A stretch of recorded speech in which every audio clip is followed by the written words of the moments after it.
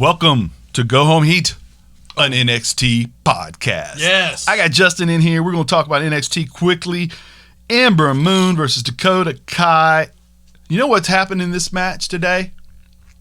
I'm sorry. You know what happened at the beginning of the show today? What's that? We talked about it with SmackDown on the other thing. A wrestling match. A wrestling match? Isn't that crazy? They didn't even have a pre-show film. What? Two people walk out in the ring, wrestle, 20 minutes later, it's over. Oh, Kevin. You know what else happened? What? Great wrestling. No. From Ember Moon and Dakota Kai. Huh? Two fantastic wrestlers. Yes. Wrestling their butts off. Yeah. Two people that we haven't got to see. Catch as catch can. Flipping around. Ember is wrestling so physical right now. And Dakota likes a little contact in her life anyway. She was willing to like hurt herself for your entertainment. She's got that Sasha Banks thing to her. And dude, it was so good. So very good. We wind up eventually getting a distraction here by Gonzalez, and Ember loses her footing a little bit, just long enough for Dakota Kai to slip in, get her on the shoulder, and get the GTK. And I like that they've been figuring out ways for Dakota to slide up under somebody and get him in that hole, because she's not really big enough to do it all the time. Yeah. So you kind of got to write into the script how this happened. How she ended up there. Yeah. Right? And so I do like that. And her having Diesel to Shawn Michaels, China to DX, somebody like that can make that distraction. That's all you need is the one little opening. Especially if you've got, if you're the leader of the kick parade or whatever they call it. Yeah. Right? Kick party. Kick party, yeah. It worked really well. Really well. Now, not a super kick party, though. No, team kick. That's what it is. Team kick. Okay, right. So this winds up being great and surprise ending because Kai goes over. And so now we have this huge superstar, to some degree, that they're promoting as a huge superstar, coming back to NXT because she feels like this is where the competition is. During the match, we have Wade Barrett tell us this is the best division in all of wrestling. And yes. I think you can argue that. Yeah. And I think you can win that argument in a lot of cases. So for her to come back makes sense, but for her to come back and lose is neat. Shows you the waters are really deep. And now you have a babyface that's pseudo babyface that has to move up the hill. Yeah. Yes. And she's got Kai in her way. And there's other things in that division anyway, so she should have to climb before she gets to whoever's on top. And that's the best thing for her. It's the best thing for her relationship with her fans. Yes. Great matches for months. Right. It's the best thing for us too. Yeah. Because it makes the card so much better. Yeah. When the champ isn't the only thing that matters. Yes. Thank you. Okay.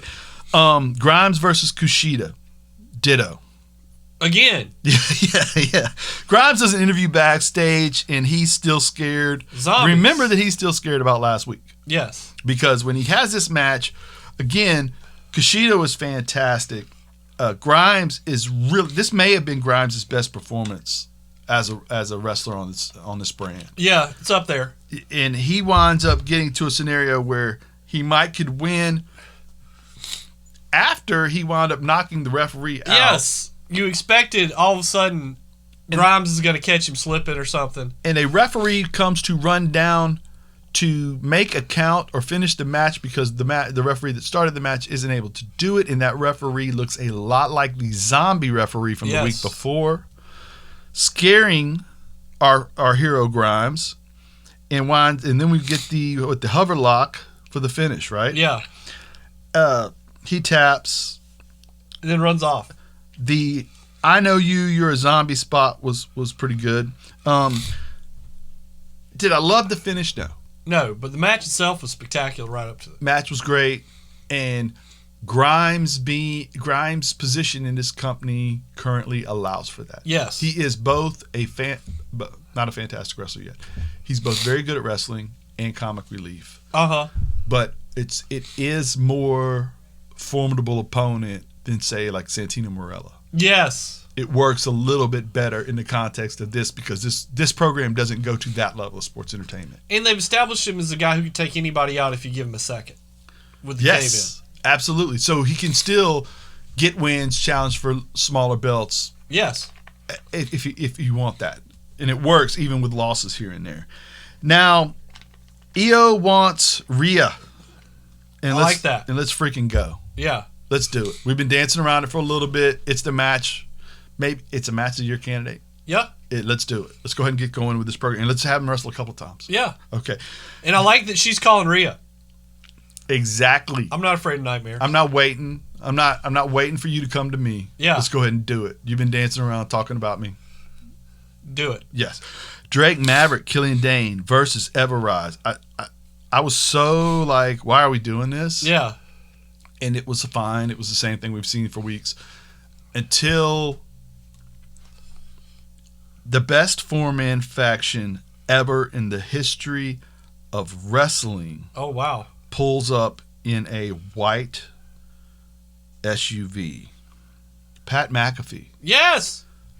I like the fact that he let me know that he was the best faction ever. Yeah, he's not afraid to hype himself. Pat McAfee, the Bruiserweight, and Lurch. Uh-huh. That's it. That's all you needed. You didn't know you needed it, but you needed it. So, Danny Burch, Oney Lorcan, Pete Dunne, McAfee hit the ring, put a beat down on the four guys in the ring, pushed them on out of the way, and we're going to get a Rafters celebration. They're going to put the banner of Undisputed Era Killian in the Dane Rafters. got to look pretty strong there. He did, which is what you needed. The one thing you had to protect in that scenario was Killian. Yeah. And you protect him in a peculiar way, a wrestling way later. Yeah. We're gonna put the banner in the rafters. We're gonna retire these guys. He explains to you why. He runs them down really good. McAfee is pretty good on the stick for a guy who hadn't been on the stick a whole lot. Oh, dude. And then he pulls out the garbage can. Oh, yeah. And that we was don't a need to honor ruse. these guys. That was a ruse because we're gonna burn their banner, which I thought was great as well. They light it on fire. They leave. They get to the SUV. They're kind of feeling themselves a little bit, taking their time. Killian Dane comes out, initiates a beatdown. And then probably the moment of the night, in spite of all the great wrestling, was post Pete Dunne closing the door on Killian Dane's head. And the look McAfee gives Dunne. Like, that dude's scary. Like, you know, what was it he said? He started to say, "What are you doing?" Because the other two, Lurch, Burch and Lorcan look at him like, "What are you doing?" And McAfee looks at him like, "Oh my God!" And then when Pete kind of looks back with that stern look Pete gets, he's like, "I like it a little harsh," or what did he say? Yeah, a little. I can't remember the term. I'll find it. A little excessive. A little excessive, yeah. A little excessive, but we'll talk about it. We'll talk about it. And he totally gives him the whole shoulder shrug too. I don't care that I just put this dude's head in a car door and stomped it. Why would I care that I almost killed this guy? Yeah. I'm Pete Dunne, the Bruiserweight. Dude, and I'm ripped. You know what I do for fun? I pull people's fingers apart. Yeah.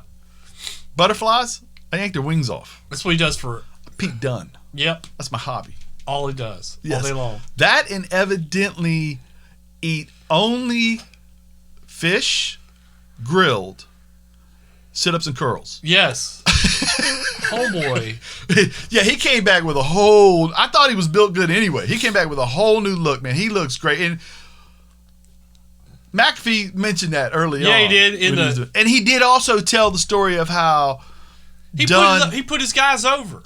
Which is what he's supposed to do. Exactly. Because he's not a wrestler anyway. He's going to wrestle periodically. He's not going to be out there all the time. So it works. Yeah. It works. Oh, my God. Johnny Kickout is now all of a sudden in love. He loves wheels. Loves wheels, yes. Loves wheels. Wheels are... And he marches off. History has been made. He's a history maker, and he marches off with his Scream mask. Now we have a little promo from Shotzi Blackheart as she pumps up Toni Storm. I asked for this match because Toni is someone I respect and I feel like I need to prove myself against. The match starts out, and they do over the course of the match. Well, Shotzi comes out there, hits the ring, acting fired up. Like somebody stole her tank, which is actually what happened. Somebody had stole her tank, and she thought it was Toni. Yes. She attacks Toni. Interesting, Toni never denies that she did it, which she didn't anyway. No. Now, they do put over the tank because I guess she had a relative that was in the military, and the tank is... First time I've ever heard anybody think about this. Correct. Which is when I knew the tank was not long for this world. Right. And But they do put it over. They let you have that quick little storyline there to explain why she's so furious about said tank. Although I think it was good enough because I remember when Triple H had the tank made for her, she did a couple of things about how excited she was that they were willing to create this thing that she had just made up in her mind. Create a thing. That's a miniature tank. But anyway, we'll move on. The match was pretty good. This was one of Tony's better performances for me. I haven't been on board with her that much. No. I thought she looked good in this match. She didn't fight uber babyface in this match, which was very interesting to me. The ending will be there later too, which I find interesting as well. Shotzi went for broke. I would guess she had new shoes on. Yes. Multiple times she tried to do something off the top rope and slipped off, and I started looking at her shoes, and they were real shiny even on the bottom. You know what I mean? Because when she did that springboard to do something, she about hurt herself. Yeah. She just missed it. But she does go for broke. Yeah, she does. All the time. And she crashed and burned like twice in this thing. But she doesn't but also though, she doesn't let it get her down at all. No, she kind of uses it as part of the character. Right, because I'm the kind of character that I'm running full bore ahead, and if sometimes it's going to work, and sometimes it's not going to work. If it's a person, cool. If it's a pole, whatever. Yeah. You know what I mean? And so it works to some degree. Now, Candice LeRae comes up on the screen and has luckily found said tank. Is willing to protect it even though it's in the street. She could maybe drive it out of the street, but that's not the route we're going here. No. She's going to stand between traffic and tank. Yes. Totally makes sense. A huge Hummer thing pulls up. That's later. Yes. That's the distraction that causes Tony to get the win. So Tony, uber babyface, comes out, is accused of stealing something, doesn't deny that she didn't steal it, even though she didn't. She wrestles in a manner that's not uber babyface. She turns around and utilizes a distraction for a win. Not a babyface move at all. Nope. These are great developments for her character. Yes. And they have nothing to do with the program we're watching. Again, wrestling is better when more things are going on and they are explaining different aspects of different characters. And here we're explaining 3 characters. Candice LeRae is going to protect this tank post-match. She said, does the whole, that sucks, but hey, at least you got your tank. Oops. Turns out a guy in a screen mask is driving that tank. Driving the truck? Yeah, truck. He was in the back driving seat. the SUV, whatever it is. Wasn't he in the back seat? Maybe a Hummer. He gets in the back seat because it had to get there first, right? And so then she opens the door. He's moved to the back seat. She gets into said vehicle, drives over tank, tears itself apart, and Shotzi is beside herself. So now we have a Candice LeRae Shotzi program. Candice, when she stops the vehicle, says, "This is what happens when you get in other people's business. Yes. You cost me you cost me the championship. I cost you your tank. We're even." And this is great because Candice LeRae is the kind of wrestler that if Shotzi has a great match in her, Candice LeRae can get that out of her. Oh, definitely. Also, the best bumps, the most crazy bumps of the last few months, Candice LeRae's done. Yes. And I don't doubt for a second that Shotzi would be more than willing to jump off any cliff for our entertainment. Yes. This could get fun. It could be great. It could be one of the match of the year candidates if they literally let them go. Correct. Or botch of the year candidates. Oh, gosh. Either way. You know?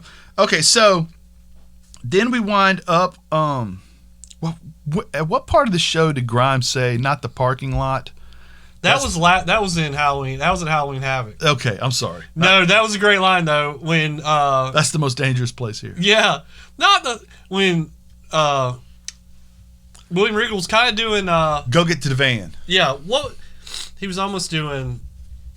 I don't know what you would say. He was doing a pretty good act though. Bela Lugosi, Boris. Yes, the old black and white. Yes, yeah, absolutely.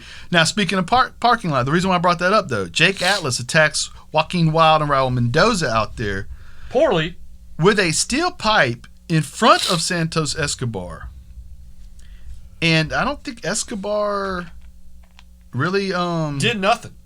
Yeah, he wasn't looking to get in the middle of all that and take no pipe. No, he's good with that. So it looks like, though, we're getting an Atlas Escobar program, or at least we're continuing the rotation of Swerve, Atlas. All those guys are really good, and it's X Division, so let's do it. Let's get it going. As Thatch Can segment comes up, and he really hurts the no-named wrestler. He's messing up. The pupil's elbow gets messed up, and then Anthony Green attacks, and it looks like Anthony Green, who I believe was a zombie on our last program. Oh, man. What a come up. Has now moved into a program with Thatcher. Wow. Isn't that what you think just happened? It looks like it to me, too. Yeah, and it's interesting because Anthony Green stepped out of a 70s karate movie. Yes, thank you. He looks like he should be on NWA, doesn't he? Yes. With the boogeyman. Yeah. Not that boogeyman. Not the one from SmackDown. No. With the heart. Worms. Johnny Valiant. Yeah, that kind of thing. Right. Zia Lee must wrestle Gonzalez, who has disrespected her. Her family's annoying. Regal advises against. Yes. However, will get it done. That's why he's the best. He's best. Ripley accepts challenge. And now we are moving on to Tommaso Ciampa versus Velveteen Dream. Woo! And the wardrobe for Ciampa. Dude. The gold mask, the gold whatever kind of rope thing he was. Yeah. And then he looked great. Cool. He looked great. Badass, dude. Velveteen, this was a really good match. It just really was. I think Ciampa attacks early. He's on top. He winds up getting a black eye in there somewhere, but I didn't even see the moment. Yeah, but continues to give him trouble. When it comes to wrestling, these guys are really high level. It's a good match. It's a long match. Great main event here. Dream is so good at selling. He makes everything look. That's again. It sucks because when he gets brought up, you can't help but think of all this other stuff that has something to do about it. And I've heard that he's become kind of a pariah in the locker room. Like, not that he's doing anything, but like people kind of stand back because they don't trust him. Yeah. And I get it. Yeah. And I get whenever I look at my timeline or even right here where it's like I can't watch this show right now because what this guy's been accused. Yeah. I get all that. When he wrestles, there was a reason why I had him picked to be the best thing in wrestling up until the accusations. And I don't know where we go from here. I don't know. There isn't a place to go. I don't know. But I do know that when he's in the ring, he's fantastic. And Ciampa winds up with the high knee, the Willow's Bell, and the fairy tale ending for the 1, 2, 3. And it was great. Great show, right? Yeah. Top notch, top to bottom. Yeah. And now so many great matches. And now post match, I thought it was interesting, and it alludes to something you've talked about, Ray. Ciampa says it was so great to actually have. He takes the mic after the show's over and does a promo. And did you see this? No. And he says it was great to have people here screaming. Yes. Even if it was a couple hundred. Doesn't matter. Or 50. I don't know how many. Yeah. But he's like, and he says, this brand is going to have audiences again. This brand is going to be on the biggest stage again. And we are basically a tribe together. And this is what it's all about. And we can't have anything without you guys. And it's what we're seeing. Like last night on, I watched it last night, but AEW was obviously the same night. But I watched AEW last night. And Jericho mentioned the same thing a couple of times on air. We're going to get to have 1,000 people. Yeah. You know what I mean? And even if, that arena's pretty big, I assume you can spread them out. I'm not going to nitpick whether or not they're doing the right thing. Those people have all signed off on going. They're adults. That's it. Yeah. That's their prerogative. But it will feel different if and when there is a time where we aren't watching The Running Man. Yes. You know what I mean? And I absolutely love what NXT has done. They've all really tried really hard to raise the bar for this. With their setup, in contrast to the Thunderdome, where it's very dark and it kind of has that evil, futuristic game show feel to it. Yeah. The cage set up around it. I love that. I love that much better. And I wouldn't mind them, if they could do something similar to that with a crowd, like leave the cage up, kind of. Yeah. I don't know if the crowd would like that because cages are kind of weird to try to look through. Yeah. But it totally gives it the vibe is excellent. A combat feel. Yeah, it does. And it kind of, it represents what we always thought of NXT prior to NXT becoming a Wednesday night television show on USA. Yes. It harkens back to what we fell in love with, which is the underground brand. Yeah. Of the stepchild of the billionaire company. Yes. You know what I mean?